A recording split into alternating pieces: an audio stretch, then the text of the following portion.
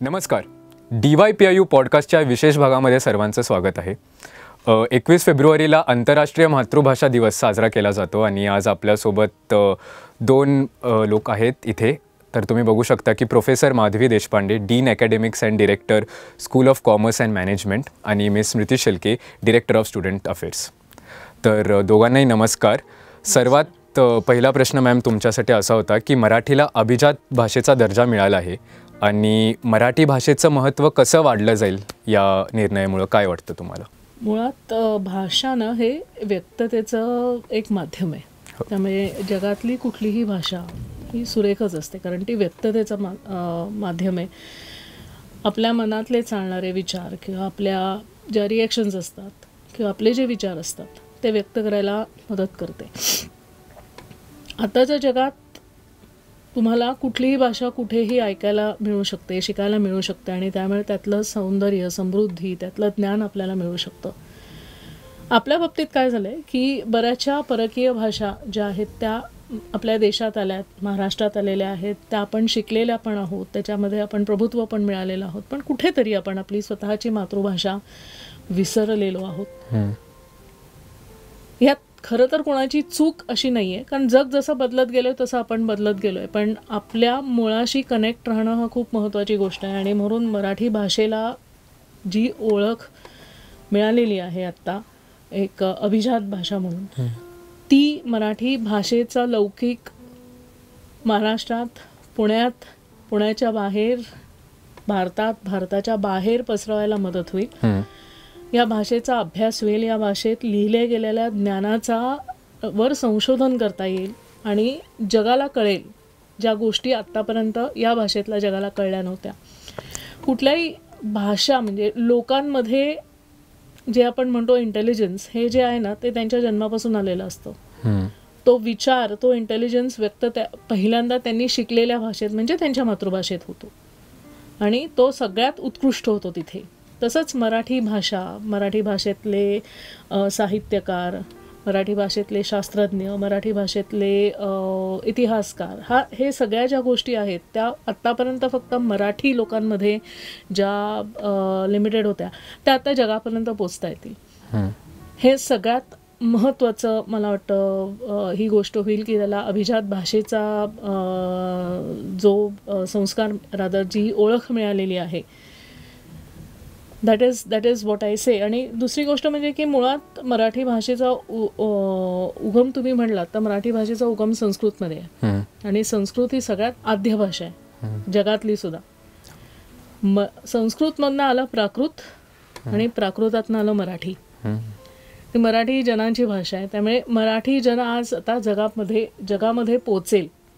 मला वाटतं हे खरं सगळ्यात मोठं मूल्य समर्थन आहे. नक्की मॅम, धन्यवाद. स्मृती मॅम, तुमच्यासाठी प्रश्न असा होता की आपण बघितलं की जनरेशन वाईज कशी बऱ्याच गोष्टी बदलत असतात. आपले आजोबा आपल्या आईवडिलांना ज्या प्रकारे शिकवले गेले असतील भाषा, आपल्या आईवडिलांनी तुम्हाला कसं शिकवलं असेल किंवा आम्ही जाऊन आमच्या मुलांना काय शिकवू, गोष्टी बदलत असतात. तर मराठी भाषा ही बदलत गेली आहे का? त्याच्याबद्दल काय मत आहे तुमचं? नक्कीच. बदल हा आपण इंग्लिशमध्ये म्हणतो ना, निसर्गाचा नियम आहे, ओनली कॉन्स्टंट, हे आपण इंग्लिशमध्ये म्हणतो. आता हे एक्झाम्पल देणं किंवा हे असं सांगणं देखील बघ माझ्या भाषेमध्ये किती बदल आहे की त्याच्यासाठी मी इंग्रजीचा वापर करते.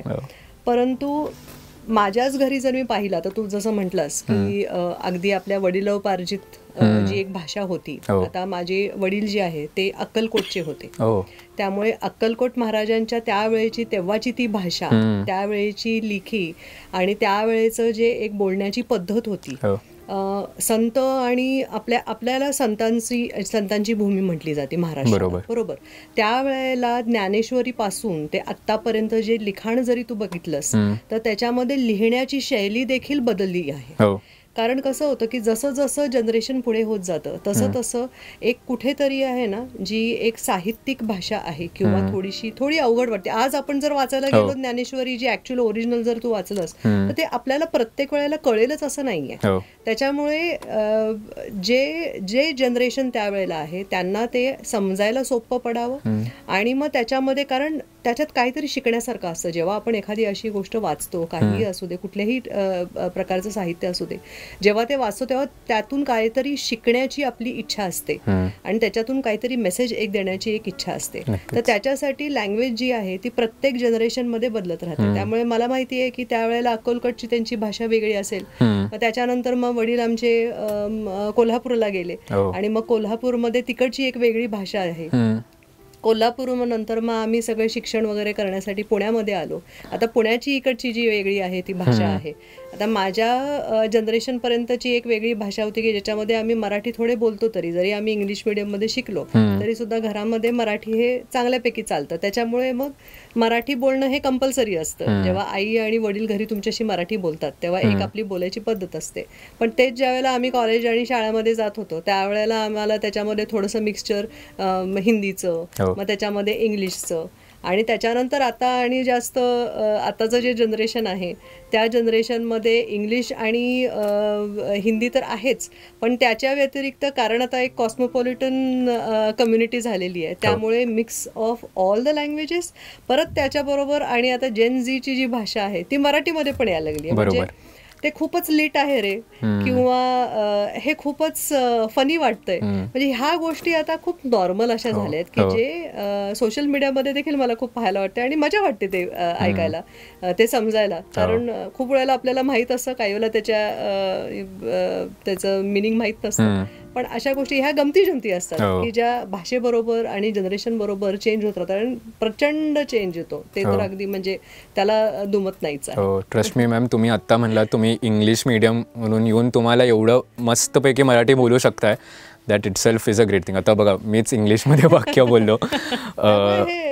हे असतं. म्हणजे ह्याच्यामध्ये मी एक तुला एक गमतीदार किस्सा पण सांगेन की मी जेव्हा सिम्बायसिसमध्ये होते त्यावेळेला ह्याच मातृभाषे दिनवरती आम्ही एक छोटंसं असं एक इव्हेंट ठेवला होता आणि त्याच्यामध्ये सांगितलं होतं की 1 मिनिटापर्यंत मराठी तुम्ही जर बोलला तर तुम्हाला हे एक छान बक्षीस मिळणार. अरे बापरे. आणि त्याच्यामध्ये मला असं वाटतं की 99% मुलांना एकही असा सेंटेन्स नव्हता, किंवा मी पण जेव्हा त्यांना इन्स्ट्रक्शन्स देत होते त्यावेळेला प्रत्येक सेंटेन्समध्ये कमीत कमी 4 इंग्लिशचे शब्द आणि मग त्याच्यानंतर मराठीचे शब्द. खूप अवघड आहे असं हे बोलण्याची आता. आणि हे आता नॉर्मल झालंय. म्हणजे हे असं झालंय की ओके दॅट इज अंडरस्टँडेबल. पण त्याच्यानंतरची अजून आय लाईक लँग्वेजेस, त्यामुळे ते भाषा चेंज होत राहील आणि हा नियमच आहे निसर्गाचा, ते होतच राहणार. नक्की नक्की मॅम.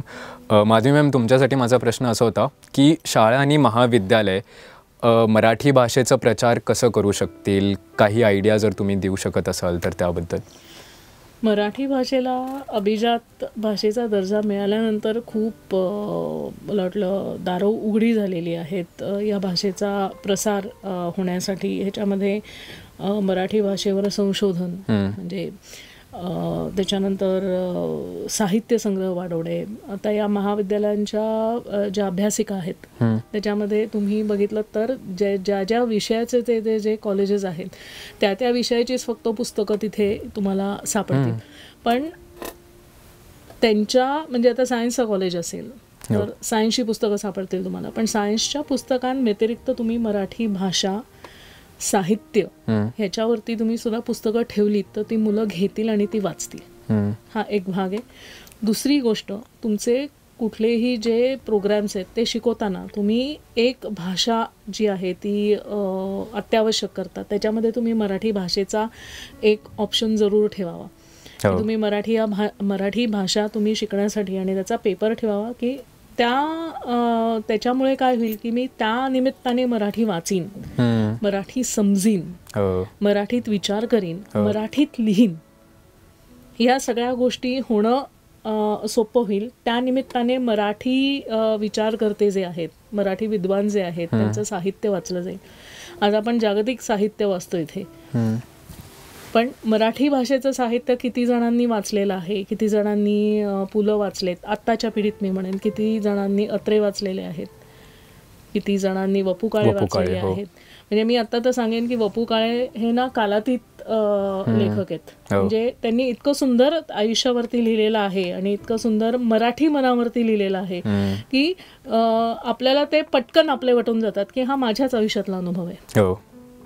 आणि मग तुम्हाला तुमच्या आयुष्याकडे बघण्याचा एक दृष्टिकोन पण मिळतो त्यातनं, की मी जगाकडे असंही बघू शकते. नक्कीच. जे कदाचित आपलं असेल, आपल्या मातीतलं असेल आणि म्हणून आपल्याला जास्त पटणारं असतं. म्हणजे आपण इंग्लिश वाचलं तर वाचायला छान वाटतं, पण आपल्याला माहिती आहे की ते आपलं आयुष्य नाही आहे. हो. कुठेतरी म्हणजे कितीही आपण म्हटलो ना तरी ते आपले संस्कार कुठेतरी मनाच्या ताळात असतात आणि ते आपल्याला करताना पटत नाही.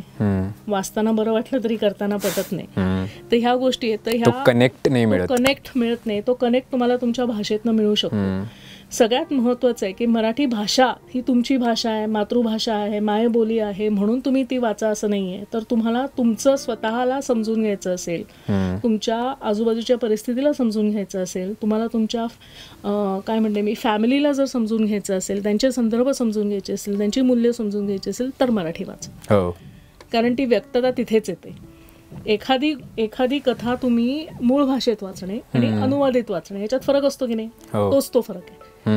तर ही दुसरी गोष्ट आहे. तिसरी गोष्ट आहे की तुम्ही बऱ्याचशा ज्या विद्यार्थ्यांच्या ऍक्टिव्हिटीज आहेत त्या तुम्ही एक लँग्वेज ऑप्शन म्हणून मराठी द्या. कारण तुम्ही पुण्यात मराठी लोकांची कमी नाहीये समजणाऱ्यांची.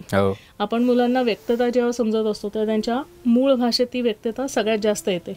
त्यामुळे तुम्ही त्यांना एक ऑप्शन नक्की द्या की ठीक आहे तू हे मराठीत बोलू शकतोस. त्यामुळे तुम्ही बोलाल जास्त आणि मग हळूहळू तुम्ही तुमचे बुक रिव्ह्यूज करत जा, तुम्ही तुमचं मराठी फिल्म स्क्रीनिंग करत जा. ते या सगळ्या गोष्टींमुळे तुमच्या मराठीकडे बघण्याचा दृष्टिकोन बदलेल. ती तुम्हाला अधिक आवडेल. ते आवडतेच, पण ती अधिक आवडेल आणि तिचा अधिक अभ्यास करावा असं वाटेल. हे मी फक्त पुण्यातल्या मराठी भाषिकांबद्दल बोलत नाहीये, तर पुण्यात येऊन राहणाऱ्या आणि शिकणाऱ्या बहुभाषिक जी लोकसंख्या आहे त्यांच्या बाबतीत पण ते तितकंच खरं आहे. कारण त्यांच्यासाठी इतकी सुंदर संधी आहे की ते त्यांच्या मुलखातनं इथे आलेले आहेत, त्यांच्या भाषेतनं इथं आलेले आहेत. ते भाषेतनं इथं येताना त्यांच्या भाषेचे आणि त्यांचे संस्कार आणि इथले भाषा आणि इथल्या भाषेचे संस्कार काय आहेत हे कळून त्यांचं व्यक्तिमत्व हे बहुआयामी व्यक्तिमत्व होऊन जातं. नक्कीच. You are learning good from everything. हा जो म्हणतो ना की माझं मी चांगलं घेऊन येतो आणि इथलं पण मी चांगलं शिकतोय तर मी एक चांगला व्यक्ती नक्कीच होणार. सो मला असं वाटतं ह्या सगळ्या गोष्टी आपण केल्यात तर सगळे मराठी बोलायला लागतील. नक्कीच. खूप. आणि मुळात मराठीतनं विचार करावा लागेल. मराठीतनं विचार केला की आपण मराठीतनं बोलू सुद्धा शकतो. नक्कीच. अगदी व्यवस्थितपणे तुम्ही समजवलात ते. मॅम, नेक्स्ट प्रश्न तुमच्यासाठी हा होता. म्हणजे मी तर म्हणेन जेवढं जेनझी लोकांना आयडिया असेल सोशल मीडियाबद्दल तेवढंच किंवा त्याहीपेक्षा जास्त आयडिया तुम्हाला आहे. तुम्ही तेवढेच मॉडर्न आहात, सगळ्या गोष्टींबद्दल तुम्हाला आयडिया आहे. बाकीच्या गोष्टी काय चालू आहेत आपल्या सोसायटीमध्ये असो, ऑल ओव्हर द वर्ल्ड सगळ्या गोष्टी तुम्हाला माहिती आहे. सोशल मीडियावरती मराठी भाषेचा प्रभाव कसा पडतो, मराठी भाषेवरती सोशल मीडियाचा प्रभाव कसा पडतो, त्याच्या इंटरडिपेंडन्सबद्दल काय सांगाल तुम्ही? हे खूपच छान असा प्रश्न आहे. आता खरं सांगायचं तर थोडंसं हे उलटं आहे. मला जास्त माहिती ह्याच्याबद्दल असण्यापेक्षा मी सर्वात जास्त सोशल मीडियाला फॉलो करते कारण मला ह्या गोष्टी शिकायच्या असतात. आवड आहे. कारण इतक्या गोष्टी त्याच्यामध्ये आपल्याला लक्षात येतात, इतक्या गोष्टी आपल्याला कळतात नवीन. आता परत ह्याच्यामध्ये तुला एक छान एक्झाम्पल देते. आता इन्फ्लुएन्सर्स आहेत भरपूर. ते इन्फ्लुएन्सर्स एक काळ होता जेव्हा हे इन्फ्लुएन्सर्सचा एरा हा जेव्हा येत होता वरती, त्यावेळेला बहुतेक करून लोक जे इकडचे जे लोक असतील जे स्टडीजसाठी पुढच्या स्टडीजसाठी हायर स्टडीजसाठी US कॅनडा वगैरे मध्ये जातात, त्याच्यामध्ये आपली मराठी मुलं देखील भरपूर जातात. आणि त्याच्यामध्ये तिथे कसं असतं लाईफ, एक साधारणपणे कशा गोष्टी मिळतात तुम्हाला, कसं तुमचं एक जनरल लाईफस्टाईल असणार आहे, ह्या सर्व गोष्टी तुम्हाला ह्या इन्फ्लुएन्सर्सकडनं कळतात की माझं म्हणजे इन जनरल कॅनडामध्ये राहणीमान कसं आहे, खाणं पिणं कसं आहे. आणि त्याच्यावरून ही मुलं ठरवतात की अच्छा ठीक आहे म्हणजे हे असं आहे आणि हे बहुतेक मी मॅनेज करू शकेल. त्याच्यावरून ते नॉर्मली हायर स्टडीसाठी जातात. तर हे आधी असं व्हायचं की ज्याच्यामध्ये सोशल मीडिया इन्फ्लुएन्सर जे बाहेर कंट्रीजचे आहेत त्यांच्या चॅनल्स बघून, त्यांचे रील्स बघून, त्यांचे व्हिडिओज बघून आपली मुलं इथून प्रोत्साहित व्हायची आणि ते तिथे जाऊन त्यांचे स्टडीज वगैरे हे फॉलो करायचे. आता काही काळापासून असं मजा झालेली आहे की बरेच आपल्याकडची जी मुलं गेलेली आहेत, म्हणजे आता स्पेसिफिकली मी मराठीच म्हणेन असं नाही आहे, आपले बाकीचे पण भारतीय भरपूर जातात असे फर्दर स्टडीसाठी. पण मराठी लोकांची मजा अशी आहे की एकतर मराठीचीच मजा अशी आहे की तू पुण्यामध्ये ऐकणारं मराठी हे वेगळं, हो, कोल्हापूरमध्ये ऐकणार ते मराठी वेगळं, अगदी म्हणजे त्याच्यामधला सातारा आणि कराडमधला ऐकणारा मराठी पण वेगळं, आणि तेच अमरावती वगैरे साईडला पण मराठी हे वेगळं. म्हणजे जर समजा आज मला मी कोल्हापूरमध्ये नाही आहे, मी आज कुठेतरी हायर स्टडीसाठी कॅनडामध्ये किंवा US मध्ये फिरत आहे, आणि मला जर समजा एक आपलेपणा किंवा कुठेतरी मला होमसिकनेस जो येतो त्याच्यासाठी मी काय करणार, मी एखादा असा व्हिडिओ बनवणार ॲज अन इन्फ्लुएन्सर की जो माझ्या कोल्हापूरच्या मराठी भाषेमध्ये असेल, आणि इमिजिएटली त्यावेळेला तुमचे ते इन्फ्लुएन्सर्सचं एक जे रीच आहे आणि व्ह्यूज आहेत ते लगेच वाढायला लागतात. बरोबर आहे. म्हणजे हा चेंज जो आहे ना भाषेवरून, म्हणजे इमॅजिन कर, इन्फॉर्मेशन सेम आहे, त्याच्यात काही माहितीमध्ये काही फरक नाही, तिकडच्या त्या व्यवस्थेमध्ये काही फरक नाही आहे, परंतु कारण तो आपल्याला तुमच्या भाषेमध्ये सांगतोय त्यामुळे आपल्याला देखील ते बघण्यानंतर काहीतरी मजा वाटते आणि एक कम्फर्ट मिळतं, भाषेत कम्फर्ट मिळतं. आणि ती कशी आहे परत, आणि कसं झालं की लँग्वेज जेनझी पण आहे परत, आणि कोल्हापूरचं मराठी आहे परत, अमरावतीच्या माणसाला अमरावतीचं मराठी ऐकायला मिळतं. म्हणजे तुला त्यांची मजा माहित आहे का, म्हणजे अमरावतीचं मराठी असेल ना तर म्हणजे मी जे नॉर्मली नोट केलंय, तो राहून गेला, हे राहून गेलं, ते राहून गेलं असं म्हणतात है ना, आणि ती सुंदरता आहे त्या भाषेबद्दल, ते बसून राहिलो असं म्हणतात ते. आणि कोल्हापूरमध्ये म्हणलं की आता बोलायला नाही पाहिजे परंतु शिव्या घातल्याशिवाय एक चार नॉर्मली त्यांचा सेंटेन्स नाही कम्प्लीट होत. सातारा कराडमध्ये देखील भाषा थोडी अशी टफ भाषा आहे अशी, आणि तेच पुण्याची भाषा म्हणली तर एकदम गोड. म्हणजे ते असं पुण्याचं एक असा उल्लेखच आहे की ते कधीही तुम्हाला ओरडून किंवा भांडून बोलणार नाही, with all due respect to ma'am, तटस्थपणे सांगतील. सुंदर आणि ह्याची आहे.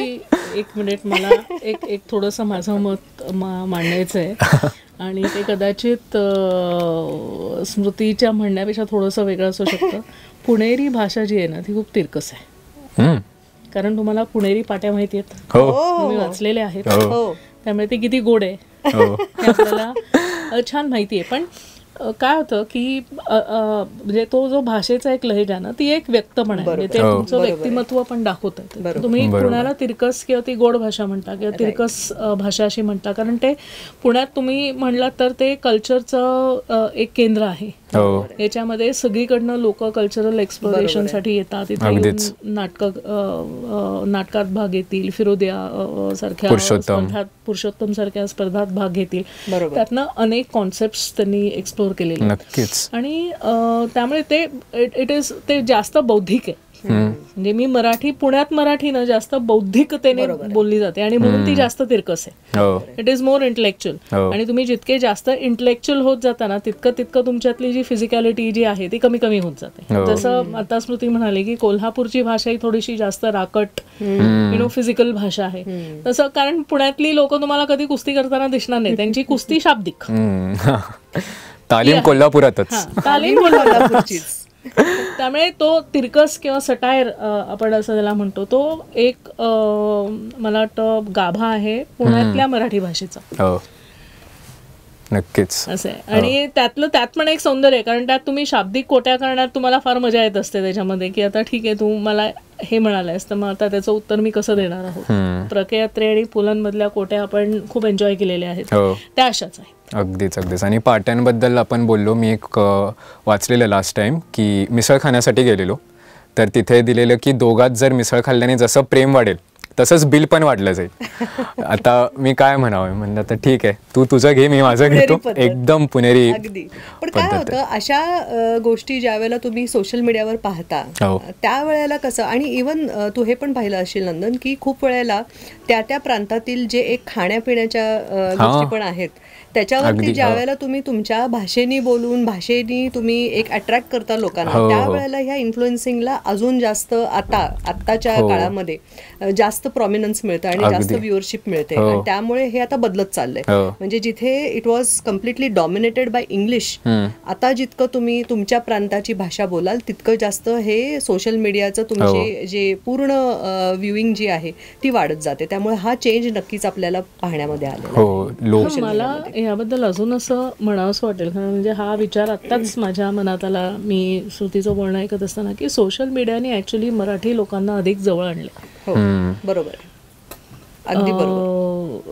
कारण म्हणजे तुम्ही मराठी गोष्टींबद्दल, मराठी भाषा नाही म्हणते मी नुसतं, की मराठी खाणं, मराठी नाटक, मराठी सिनेमे, मराठी ऍक्टर्स, मराठी पुस्तकं, मराठी कॅफेज, ह्या बाबतीत तुम्ही जितके संधी, म्हणजे तुम्ही तुमचं काय म्हणतो, तुमचं इतकं एक्सप्लोरेशन वाढलेलं आहे की तुम्ही एका ठिकाणी जाऊन आल्यानंतर त्या बाबतीत जे बोलले जे काय तुम्ही अप्रिशिएट करताय, मला हे इथलं हे आवडलं की पुस्तक कॅफे आहे म्हणून, मराठी पुस्तकांचं कॅफे आहे तिथे, ती मराठी पुस्तकं वाच म्हणून. तर त्याने काय झालेलं आहे ना, की ही पिढी आहे, ही आजची पिढी आहे, आजच्या पिढीला आजचा संदर्भ हवा आहे. बरोबर. आजच्या पिढीला कालचा संदर्भ ऐकायला आवडेल पण जगायला नाही आवडणार, कारण तो त्यांचा संदर्भ नाही राहिलेला. Very true. आजचा जो संदर्भ आहे ना, तो हा सोशल मीडिया या पिढीला देतो. नक्कीच. आणि सोशल मीडिया हा अजून एक चान्स पण देतो, म्हणजे एक संधी पण देतो की कुणी जरी ऐकणारं समोर नसलं तरी मला माझ्या मनातलं बोलता येतंय. आणि अखंड अव्यक्त जगात ना कोणीतरी असे वेडे लोक पण आहेत की माझ्या वेड्या मनातल्या वेड्या गोष्टी ही वेडे लोक ऐकतायत आणि त्याला लाईक्स देत आहेत. सो हा एक मोठा कनेक्ट आहे. आणि हे मी का सांगू शकते, कारण माझी लेक जी आहे ना ती या पिढीतली आहे. आणि नेहमी त्यामुळे मला असं वाटायचं की तिचा संदर्भ कदाचित खूप वेगळे असतील किंवा तिचे विचार पद्धतीत वेगळे असतील. आणि मी त्याशी बोलताना मला नेहमी असं जाणवतं की माझ्यापेक्षा जास्त मोठी तर हीच आहे. का तर तिने इतक्या लोकांना ऐकलंय. बरोबर. इतक्या लोकांना आपली मतं दिलेली आहेत, इतक्या गोष्टींवरती तिची स्वतंत्र मतं आहेत. त्या गोष्टींवरती कदाचित माझीही मतं आतापर्यंत झालू नसेल. त्यामुळे तिचा जगण्याचा एक दृष्टिकोन जो आहे ना तो जास्त व्यापक आहे, खूप जास्त गोष्टींनी भरलेला आहे असं म्हणेन मी.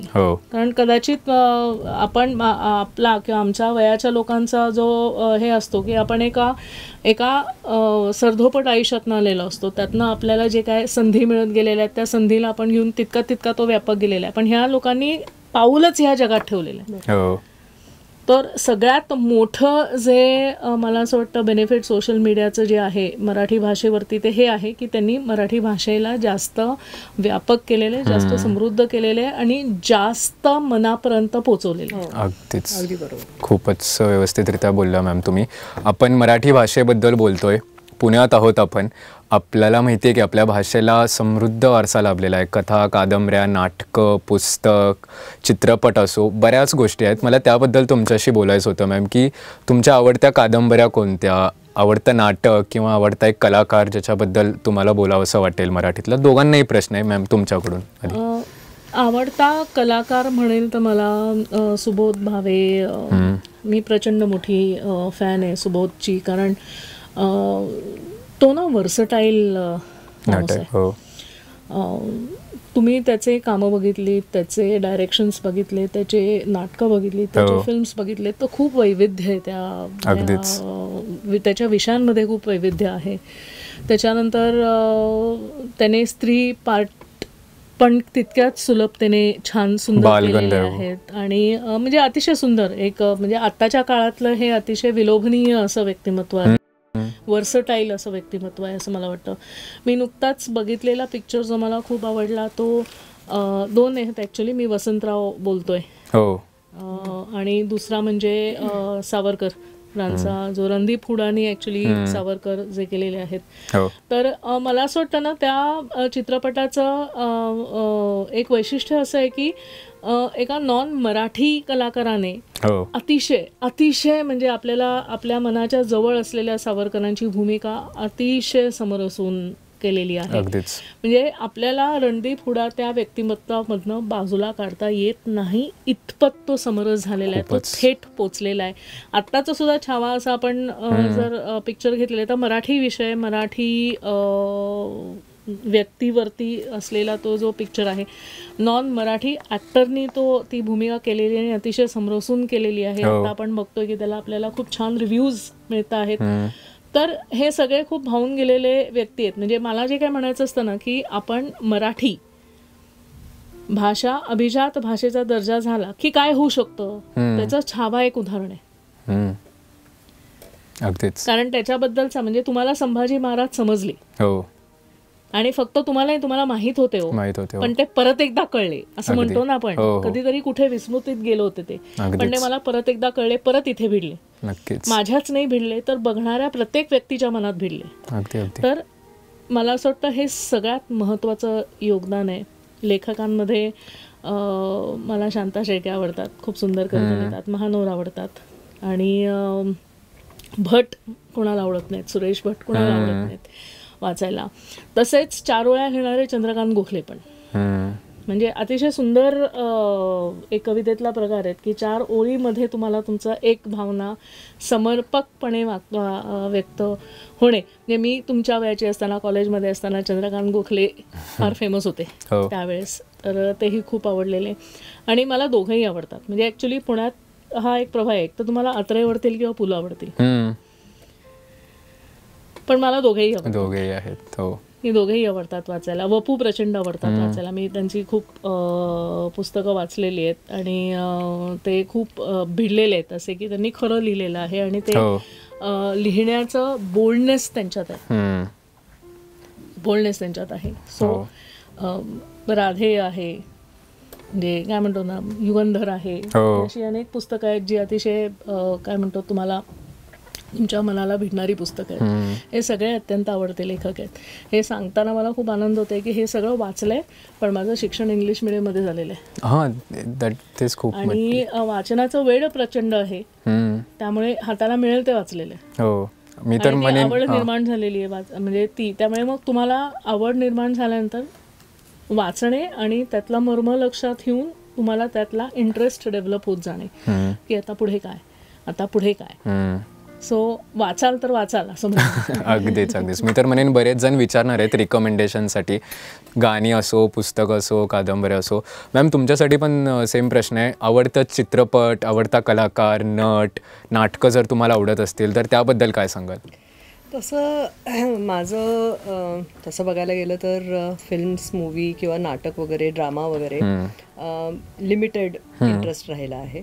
पण तरी पण मला रहस्यमयी कथा हे सगळे खूप प्रचंड आवडायचे आणि त्याच्यामुळे जसं अगॅथा क्रिस्टी एक फेवरेट होती, तसंच सेम सुहास शिरवळकर ह्यांच्या. आणि ते नंतर एकदा एक मला असं वाटतं एक खूप वर्षांपूर्वी, लहानपणीच असेल, मला असं वाटतं शाळेमध्ये असेल मी, एक 7वी-8वीमध्ये, मला अजूनही लक्षात एक छोटंसं बुकलेट आलं होतं त्यावेळेला.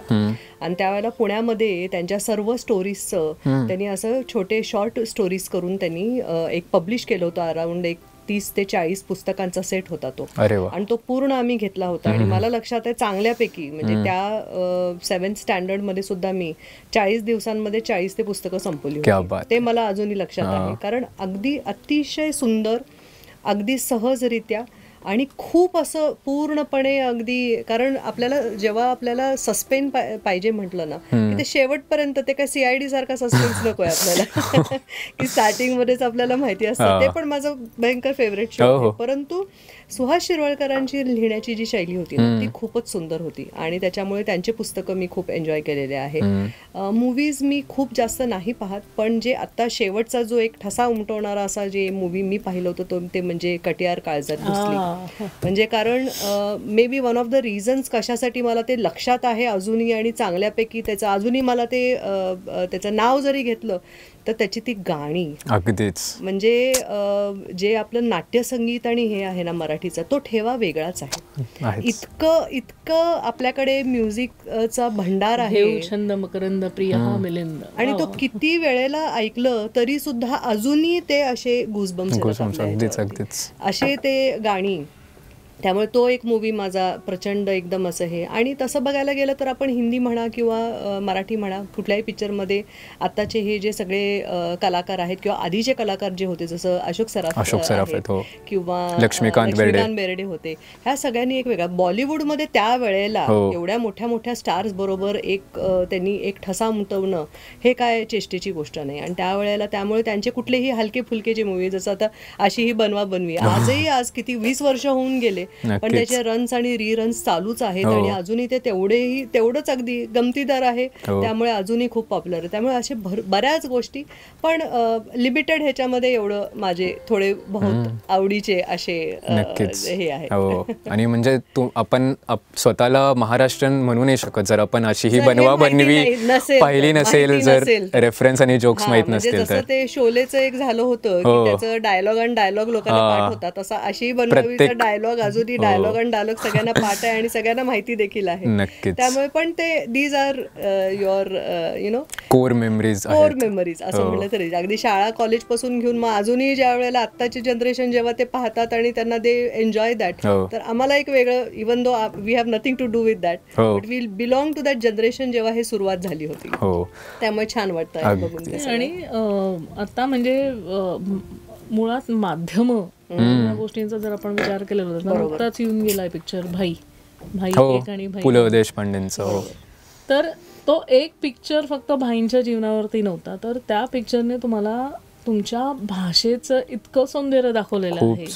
त्यातलं ते कुमार गंधर्वांचं गाणं अजूनही रुसूनी आहे, खुलता कली खुलेल, हे मला असं वाटतं तुमच्या पिढीतल्या मुलांनी ऐकलेलंच नाही. कारण माझ्याच पिढीतल्या मुलांनी खूप कमी ऐकलेलं आहे. पण जेव्हा ते ऐकले ना, त्याच्यानंतर ते विसरलं नाही गेले.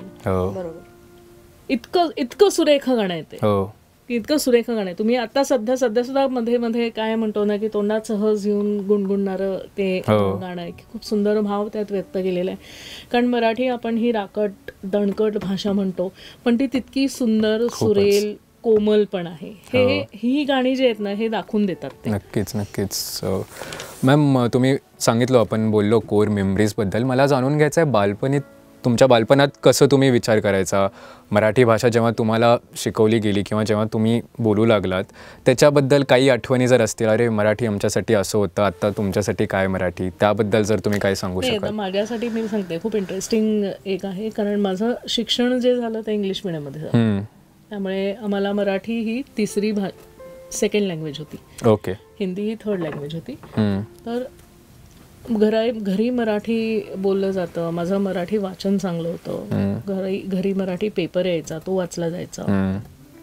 त्यामुळे मला असं आठवतं की मला वाटतं 7वीत होते त्यावेळेस मराठीचा पेपर सोडला आणि मी हायेस्ट होते मराठीमध्ये. आणि माझा मराठीचा जो पेपर होता तो अख्ख्या वर्गात फिरवला होता की पेपर कसा लिहायचा आहे हा तुम्ही बघा, हे देशपांडेंच्या मुलीकडून शिका. नाही, देशपांडे सासरचं नाव, तेव्हा भालेराव होते. तेव्हा म्हणजे, पण तो एक मला असं वाटतं that was a moment of pride. अगदीच. तुमचं भाषा चांगली आहे किंवा तुम्हाला बोलणं चांगलं आहे, तर तुमचं वक्तृत्व चांगलं आहे, हे सगळं ठीक आहे. म्हणजे कारण त्या काय म्हणतो की ओघाने डेव्हलप होत जाणाऱ्या गोष्टी. पण ही एक आठवण जी आहे ना माझी, ती खूप मला अजूनही आठवते आणि मला खूप छान वाटतं की असे मी म्हणजे सगळ्यांना सांगते की माझा पेपरमध्ये अख्ख्या क्लासमध्ये दाखवला होता. मला किती त्यावेळेस 85 मार्क होते. तुम्हाला भाषेत एवढे मार्क पडत नाही. तेच विचारायचं होतं मला. तुम्हाला भाषेत एवढे मार्क मिळत नाही. आणि माझं म्हणाल ना तर मला मुळात काय म्हणतो ना, नंबर्समध्ये कमी इंटरेस्ट आणि माणसांमध्ये जास्त आहे. त्यामुळे तसं बघायला गेलं तर मला नेहमी भाषा आवडलेली आहे, भाषेचा अभ्यास करायला आवडलेली आहे. मग ती हिंदी असो, इंग्लिश असो, मराठी असो, इतिहास असो, हे माझे सगळे विषय खूप छान होते कारण मी त्याचा मनापासून अभ्यास करायचे. आणि त्या मानाने विज्ञान किंवा गणित हे माझे जरा कमी आवडते विषय होते. त्यामुळे त्याचा माझा अभ्यास कमी केला जायचा. मला ते म्हणजे अजूनही जर तुम्ही मला हे करायला सांगितलं ना तर मी म्हणेल मला माणसं जास्त महत्वाची आहेत, ती मला जास्त कळतात.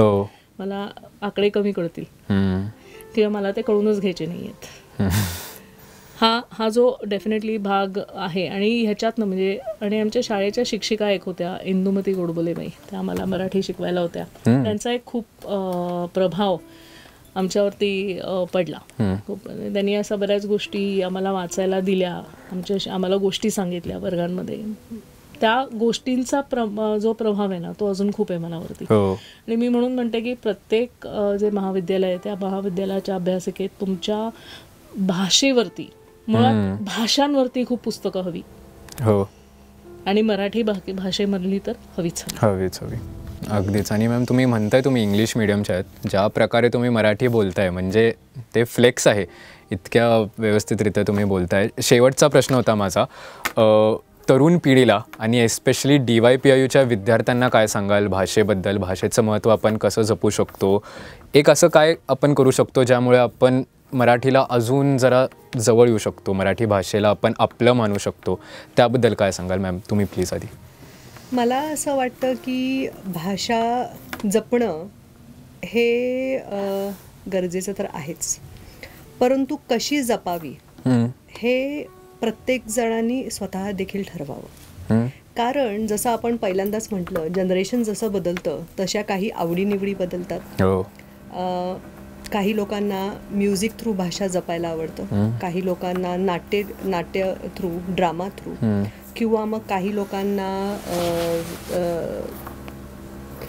बोलण्या थ्रू, स्पीच थ्रू, वाचन थ्रू, किंवा कुठल्याही अशा पद्धतीनं जपायला हे एक काय म्हणतो आपण, भाषेचं एक स्कोप जो आहे ना तो खूप वाईड असतो.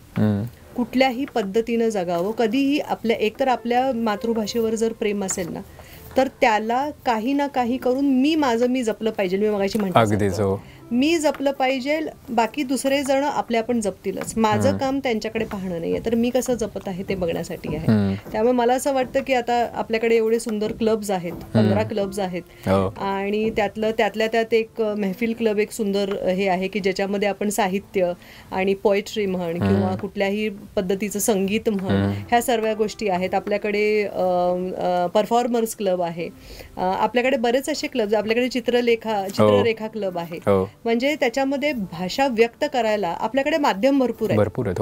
आणि त्याच्यामध्ये आपल्याकडे लोक देखील मार्गदर्शन करणारे पण भरपूर आहेत, आणि मग त्याच्यामध्ये इंटरेस्ट दाखवणारी मुलं पण भरपूर आहेत. त्याच्यामध्ये मला असं वाटतं की जस्ट गो अहेड, एक्सप्लोर करा आणि अगदी खुल्या दिलाने स्वतःची भाषा जी आहे ती स्प्रेड करा. नक्कीच, असं माझं त्यांच्यासाठी एक मेसेज असेल. ओके, धन्यवाद मॅम. प्लीज तुम्ही सुद्धा.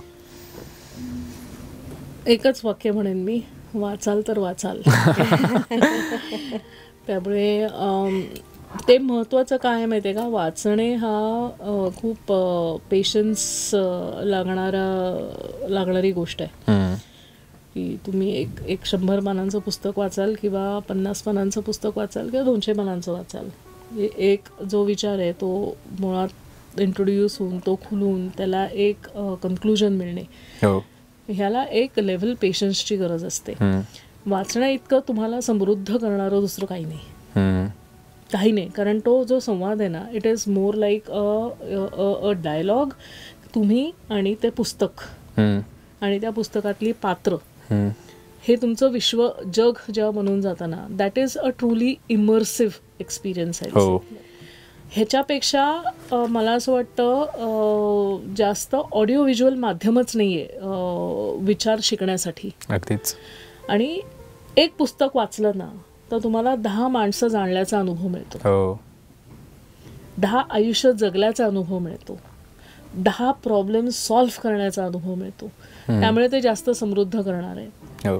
ह्याच्याही पुढे जाऊन म्हणते, मराठी पुस्तकं तर वाचाच, पण जगातल्या प्रत्येक भाषेतली पुस्तकं वाचण्याचा प्रयत्न करा. कारण ते सेम तुम्हाला अनुभव जास्त मिळतोय, तुमची विचारांची व्याप्ती वाढती आहे, तुम्हाला वेगवेगळे अनुभव जे तुमच्या आयुष्यात तसेच कधीच आले नसते असे अनुभव तुम्हाला मिळत आहेत. त्यामध्ये ती गोष्ट जगण्याचं you get an opportunity to live a lifetime of other people which generally you wouldn't have. आणि म्हणून वाचलं पाहिजे. अगदीच. तर वाचाल तर वाचाल, मराठीत वाचा, इंग्रजीत वाचा, अजून कुठल्या भाषेत वाचा, पण वाचा. नक्कीच. धन्यवाद मॅम. शेवटचं फक्त कॅमेराकडे बघून ल आणि ळ आणि न आणि न स्पष्टपणे तुम्ही सांगा आणि आपण एंड करू. ल ळ न आणि न. अरे क्या बात आहे मॅम, प्लीज. ल आणि ळ, हां. न आणि ण. अरे वा. कमला, कमळा. हे तुला माहिती आहे का, हे सर्वात जास्त आमच्याकडनं करून घेतलं जात होतं आमच्या मराठीच्या मॅडमकडनं. त्याच्यामुळे आम्हाला याची फक्त ते नाही तर ई, छोटी ई आणि मोठी ई, हे देखील फार महत्त्वाच्या गोष्टी असतात. त्यामुळे मराठी जेव्हा शिकताना तुम्ही त्यावेळेला ह्या गोष्टी अगदी आवर्जून शिकवल्या जातात, छडी घेऊन बसतात. अगदीच अगदीच. शेवटचं थँक्यू सो मच मॅम, दोघांनाही धन्यवाद. तुम्ही वेळ काढून आलात आणि आमच्याशी संवाद साधलात. तर प्रत्येकांना हेच सांगू शकतो की मॅमनी जसे सांगितले दोघांनी की मराठी भाषेचं आपण कसं वारसा पुढे घेत जाऊ शकतो त्यावरतीच आपण लक्ष द्यावं आणि मराठी भाषा आपलीच भाषा आहे असं समजावं. तुम्हाला आवडलं असेल तर नक्कीच आम्हाला कमेंट करून सांगा आणि व्हिडिओला नक्की लाईक करा. धन्यवाद.